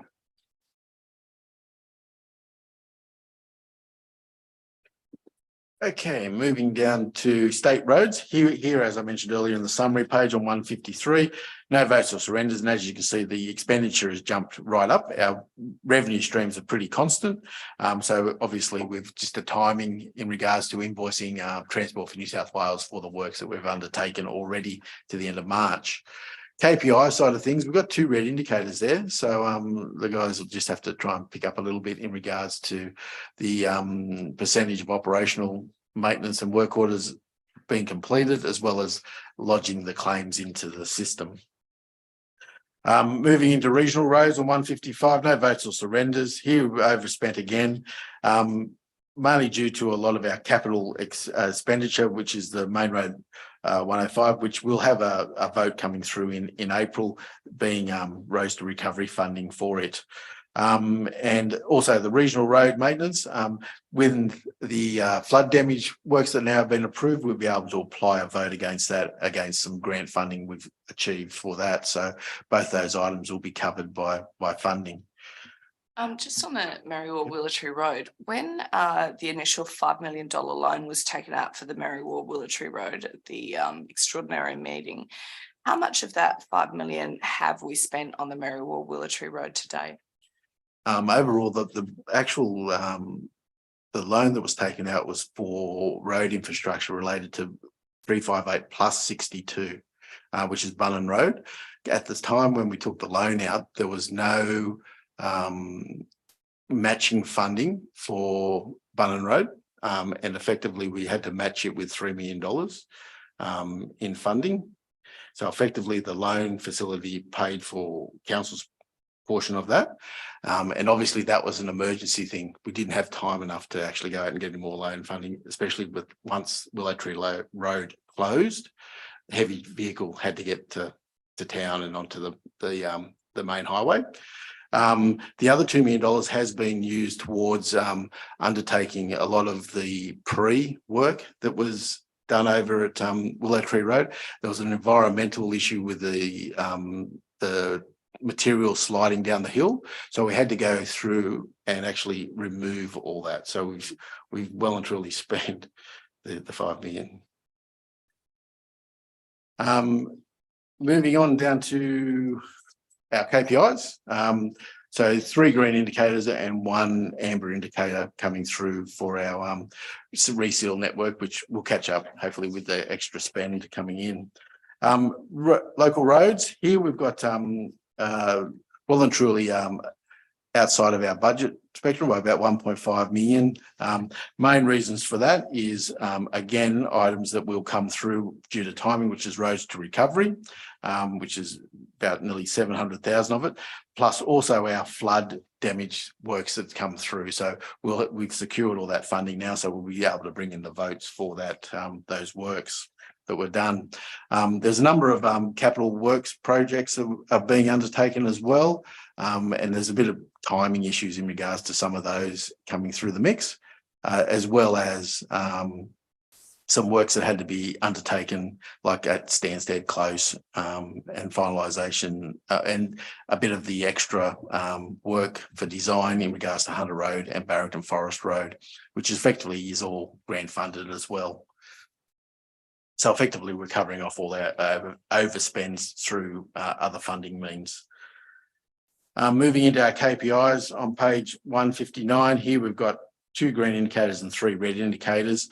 So when you look at the red indicators, we've got the gravel pavement that's been inspected. So effectively we will catch that up before the end of the year. And the length of pavement that's up the sealed network, obviously that'll catch up before the end of the year. We'll make sure that that happens. But the one that we may struggle to be achieved is the actual grading of the unsealed network, the maintenance grading. Obviously, with all the other works that we've got going on with all the flood damage, it's made it very difficult for us to achieve the level of what we anticipated. Moving into transport auxiliaries on 160, here we've got it's massively in front of budget, mainly due to the capital grants received. So that's that 700,000 I mentioned earlier for the public space area, plus also the advanced funding we received for the Stronger Country Community Fund for the mural, and also another transport auxiliary program. Moving into KPIs on page 161, 1 green indicator and a red indicator.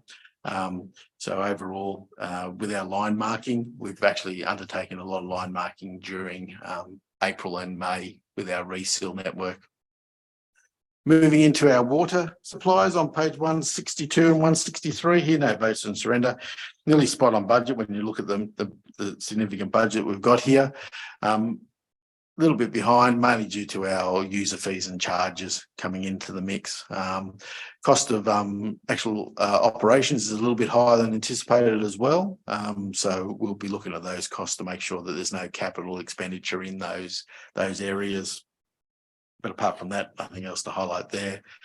And in the KPI side of things on 164, 3 green indicators there, so there's nothing to highlight there.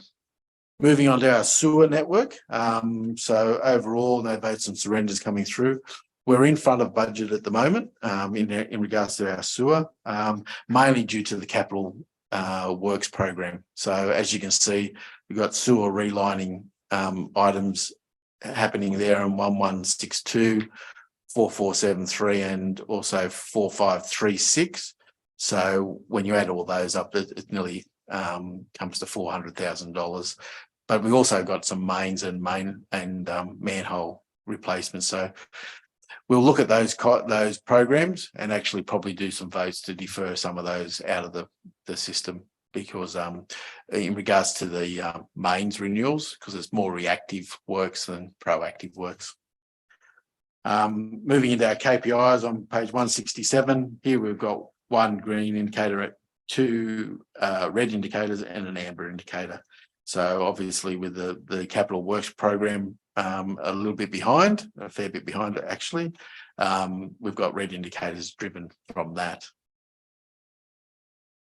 Thank you, Mr. Chair. Thank you, Wayne. Well done. All right, so just looking at this, councillor's happy if we separate these two, the recommendations, 1 and 2. So do I have a mover for the first recommendation and note the comments on the budget review by the managers, budget holders? We've got moved Councillor Flaherty, second Councillor Burns. All those in favour? Passed. And number 2, adopt the requested variations as detailed in the budget review. We have a mover. Move Councillor Burns, seconded Councillor Mackenzie. All those in favour? We have Councillor Burns, Councillor Mackenzie, Councillor Williamson, and against is Councillor Flaherty there. Let's move on to the next piece of business. If Acting Director Phelps has got his breath back, and we might actually pass this over to you, Greg, to discuss on the contractor and expenses report. It's a fairly standard report. Happy to take it as read, and if there's any questions, either Wayne or I can answer if we're capable, or take it on notice. Sure. Sure, I have a question. Through you, Mr. Chair, the exceed $50,000, is that for a contractor, not obviously contractors overall, consultants overall? Is that correct? The $50,000 relates to if we engage a contractor outside of a tendered contract, or one that it isn't actually approved coming through. That's predominantly the $50,000. So it's one that you've entered into that doesn't have any written approvals. And so is that what this general line is here? Is that for one consultant? No, that's for many consultants. Yeah, Okay. effectively the 50,000 is predominantly across Shire-wide. So if we went out and engaged a bloke to go down and do the pool relining, and it cost $100,000 and there was no contract in place at all for him, and we just signed him up and put him in there, that's when we have to advise it to council. Yep, so it's 50,000 on one consultant, or 50,000? 50,000 on one. One consultant. Yeah, right. only one. Is that the case? I'm trying to identify where that is. Which one is that for? Oh no, the 50,000 is Yeah. across the board. There was So no contracts. There was none actually in No, here. no, Okay, all there was right. no contracts entered into that were over 50,000 that were outside of what the normal procurement method was. The next one there, the consultants and legals, is the actual cost that we've expended so far against budget, effectively for all of our consultant side of things. And you've got to be careful what consultants and contractors are, obviously. So that's purely consultants that have just provided a report on that doesn't have an outcome attached to it, or a physical outcome. And the legal costs are obviously the cost of engaging all our legal things, and a majority of that is our planning side of things with the environmental courts and so forth.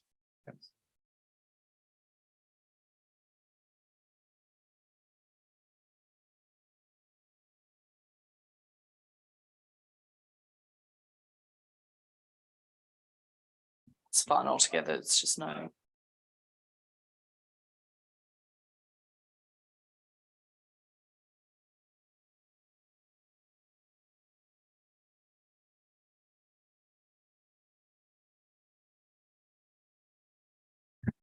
I'm sorry, I didn't have my microphone on there. We'll move now onto the White Park Management and Development Committee. Do we have any questions or comments on anything that was discussed here? There's just one thing, Mr. Anto White is actually not a member of the committee. He's an observer, so he would be in attendance, not present. Okay, if we could possibly note that there, Robin. And filing any other questions, comments there, do I have a mover for that on the White Park? Moved Councillor Mackenzie, seconded Councillor Burns. All those in favour? That's everybody there. We'll move on now to the Scone and Upper Hunter Regional Sale Yards Committee meeting.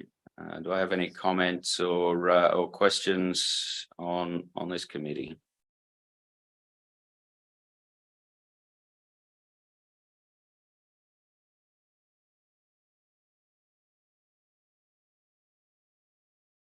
All right. There being We none, have, do we have, and this is the same for the user fees at the airport. Do we actually have a business plan for what the projections will be for these user fee increases? Like, do we have bottom line for that projection?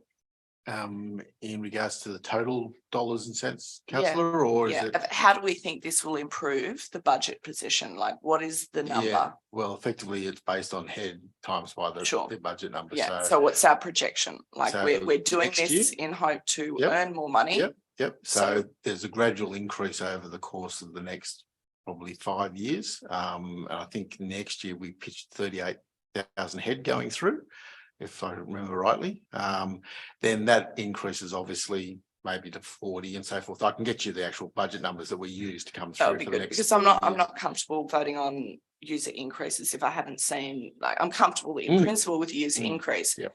But if I don't have a budget and business case in front of me to say this is how much we project to earn, because the flip side is we raise fees, people may head somewhere, Yep. we may not meet the budget projections. So unless I can see those in front of me, I'm not comfortable in just signing off on that. Yep, that's fine. Alright, So sounds like effectively, they these think have been through with the users though, being the agents and so forth. So they're obviously comfortable with the numbers that we've put up. And the airport users seem to be too, and that's great, but I still want to see the bottom line of what you project that will mean. And that's only just the increase, councillor, of what the fee projection will increase from what they are at the moment to compared to what the proposed fee is. Sure, Yep. and what that impact is suspected to Yep, be okay. on our bottom line. Yep, So sure. how that's going to improve our Yep, financial yep, position and sure. by how much. Sure.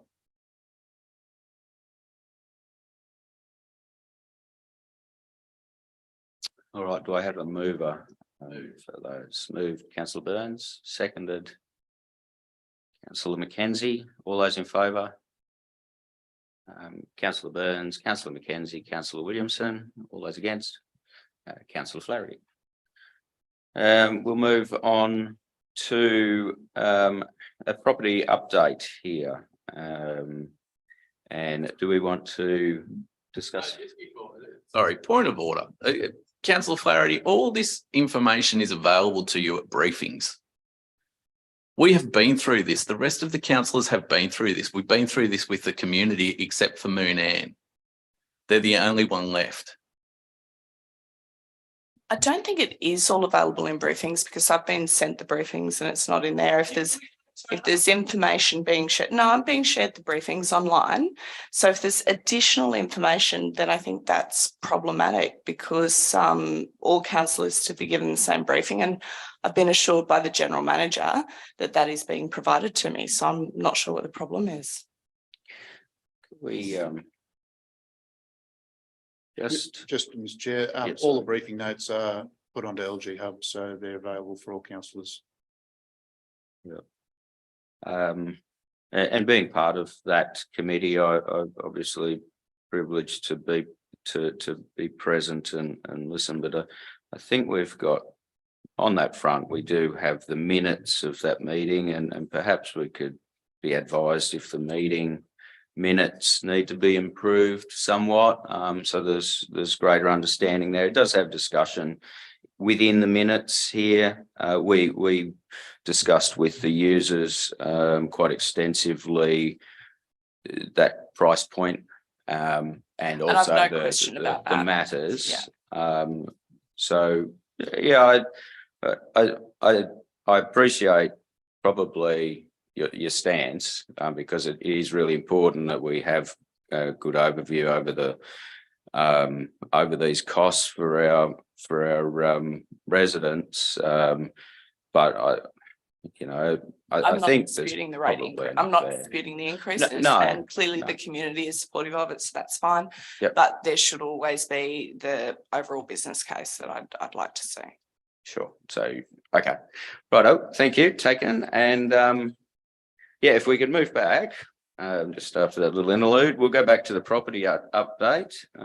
Please, General Manager, if we. Yeah, thank you, Mr. Chair. So it's really just an update on the reports that have been coming through to the Corporate Services Committee over the last few months about the property development matters that we've been talking to council about. The updates are provided in the table starting on page 186. I'm happy to take any questions or clarification in regard to that. Probably the big piece that we need to bring to councillors' attention is that in addition to the progress made on those ones which were resolved back in March, there's an additional parcel of land that we're bringing to council for consideration for further development as well to add to that list. That's the parcel of land known as Lot 42 on the western end of the airport. We'd identified that as a potential industrial site.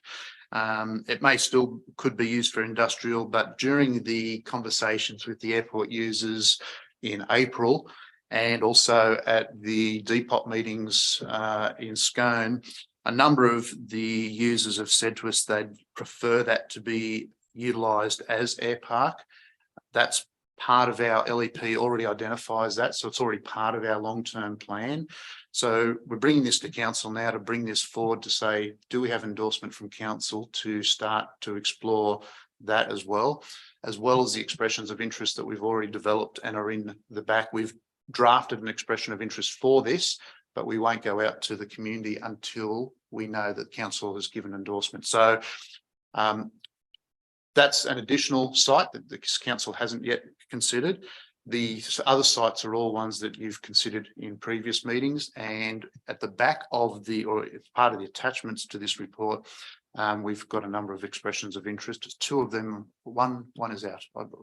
Two are out, yes. So two are out in accordance with council's guidance and directions previously, and the others will be progressively rolled out in due course.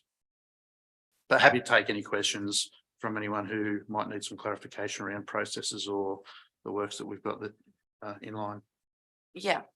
In terms of the surplus land at the airport and the EOI, but also probably the same thing applies for the Aberdeen land, Sermon Street and Hill Street.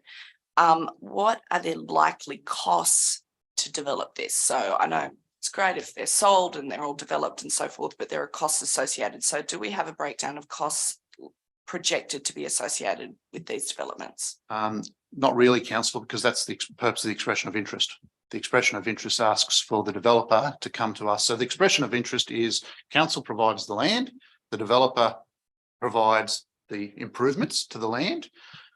We share the profits. Now the costs will be dependent on what the expression of interest submission is. If the developer comes and says, well, I'll build the building, but you've got to pay X dollars, then we'll know what the costs are in regard to that. If that's the case, though, the profit share needs to be in our favour. If he comes and says, when I say he, if they come and say to us, we will do all the improvements, all you've got to do is provide the land, then the costs effectively to us are zero, and we again share in the profit. So the expression of interest asks the developer to say, what is your proposal? How will you deliver this for us? And what is the mechanism for sharing those profits? Excellent. And that will be shared with us in due course. But do we have any ballpark figures, or we're just really going to wait for the EOI? We've really, we've got some numbers that Wayne and I looked at very early, but we're not in this space. So they're not something I want to sort of bet my house on. You've got a just- bottom line of, Yeah. we won't go And through especially, the the expertise involved with that, but also the inflationary effects are coming through with the cost of construction and things like that. Our costs may have been conservative back when we looked at them too. So that's the other point. I guess what I can say is we're confident that the mechanisms that are being proposed by the consultant for this work gives a value add. So we get a better return to council than just simply disposing of land. There are non-monetary benefits as well in that we see properties developed, housing created, and some rating income generated as a result of that. Thank you. Sorry, I don't like to do this, but hypothetical here on the air park. If there was proceeds from that development, will those funds then be restricted to that aviation space, or how will it be likely dealt with? I guess at the end of the day, councillors, it's up to you how you restrict those funds. There's nothing legislatively to say that they have to be held for any other purpose, so you could choose how you would do that. Probably as we start to develop that, we will bring you some recommendations around how those funds are utilised. It'll probably be around, it could be for potential further development at the airport, but you could use them for other purposes if you wished. I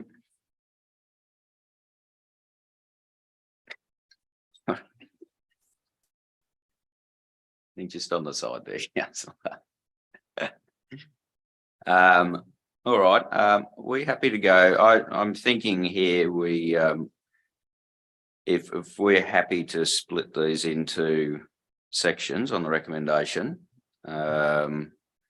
if everybody's happy with that, I'll call a mover on the recommendation number 1. Moved Councillor Burns. Now, I think, do we just thinking here, do we split these into A, B and C further? You're just fine with one. Move Councillor Burns. Sorry, councillor, Seconded. before you split them, are we aware that the councillor is opposed to any of these? Because it might make it simpler for the process. Yeah, Thank yeah, you for it is a good. assuming, It but is. let's, yeah, so, where is the Sermon Street isn't listed in these? It is. It's listed it? in C, It's one and C. I myself actually have problems with this one. Yeah, that's the only one I have a problem I- with. The rest I'm happy to let go through to the keeper. I'd be happy to defer that particular one. I'd be happy to move that we amend that we defer C for now and pass the other two. Well, You're not locked into anything, it's an expression of interest. We're asking. yeah, For his idea. I think it probably puts, and I'll ask opinion. My opinion is it probably, the feedback I'm getting from community is that we shouldn't be touching this in this particular space, and it should be kept wholly for the medical centre. Like you say, it does go forward as just an expression of interest that we can move on later, and perhaps I'm limiting our discussions by removing it or deferring it. Through you, Mr. Chair, I originally, quite a while ago, asked for quotes on what it would be to renovate that place, and I've had people say to me that it's actually quite tenable to do. I've never seen that. So I'm uncomfortable, like, we've been told it's derelict, but I've never seen the business plan from, local builders or local real estates to say this would be the cost. So I'm uncomfortable going out for expressions of interest on that property until I can evaluate what the cost of that is. I'm also uncomfortable that if it is to be used in 10, 20, 30 years time for the medical centre, if we've built new buildings on it, it's going to be untenable to tear those down. So with that one, I would like to see a little bit more exploration before expression of interest and what our other options are. Yeah, councillors, I think in the report that went to March in the confidential papers, we gave some estimates of costs to improve that and the returns likely under 2 or 3 different scenarios. I can pull that out and return that to councillors if that would help. That'd be great. I guess from staff's point of view, the feeling is that this is only expression of interest. If the medical centre were particularly interested, they could also submit an expression of interest for what they would like to do on that site as well. And we could consider that in parallel with the other submissions that come in.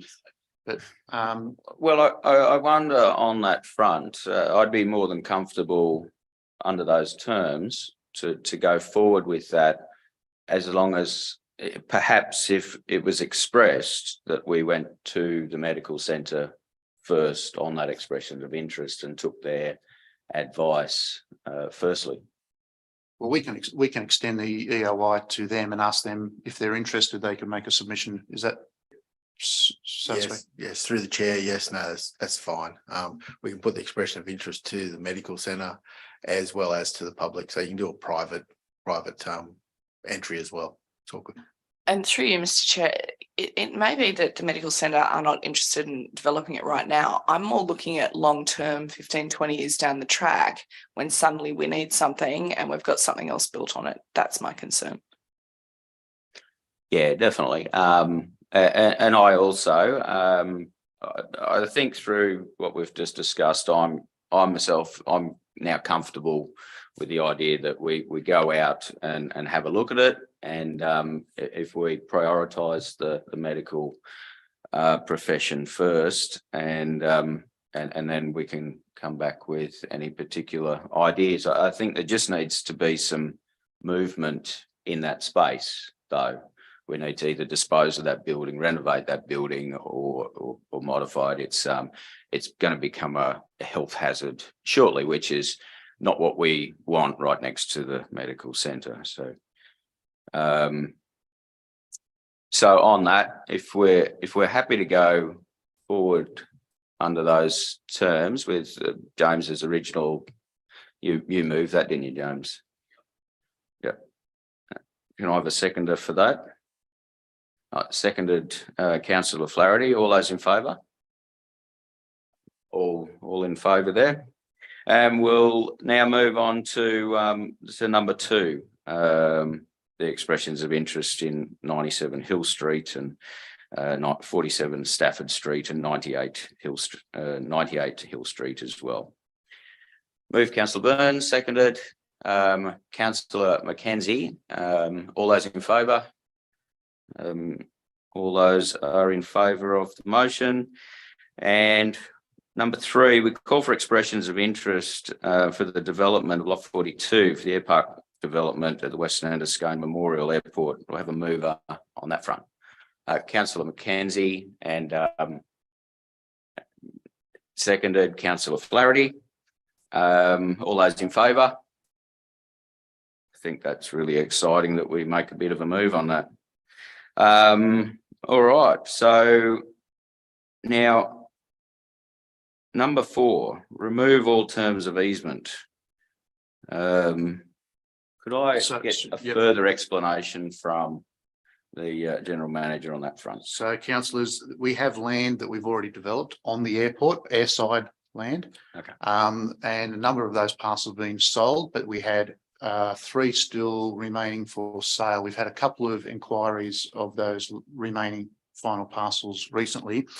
There is a covenant on that land though, that has some restrictions. Now, the covenant is listed. If you go to page, starts on page 189, and it's a bold heading at the bottom of that page. It says Part 2, Terms of Easement, Profit Appendre Restriction or Positive Covenant, numbered 5 in the plan.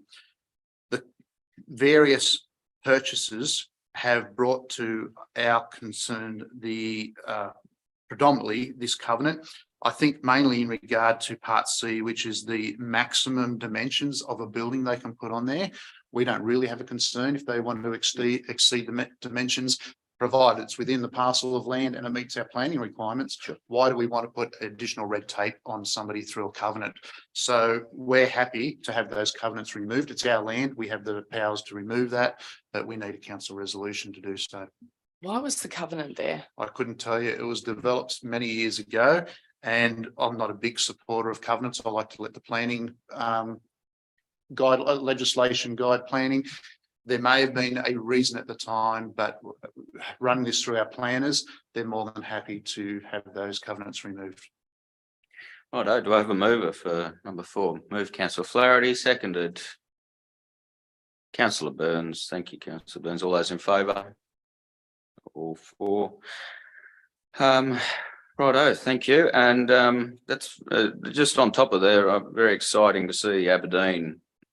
It makes a movement on Aberdeen there. I think it's about time. So let's hope that that progresses smoothly. And finally, is responses to previous questions, just for notation only. And has anybody else got anything to add to the meeting before we call it close? Everybody being happy, I think we'll call the meeting closed at 11:05. Please, Robin. Thank you all for attending, and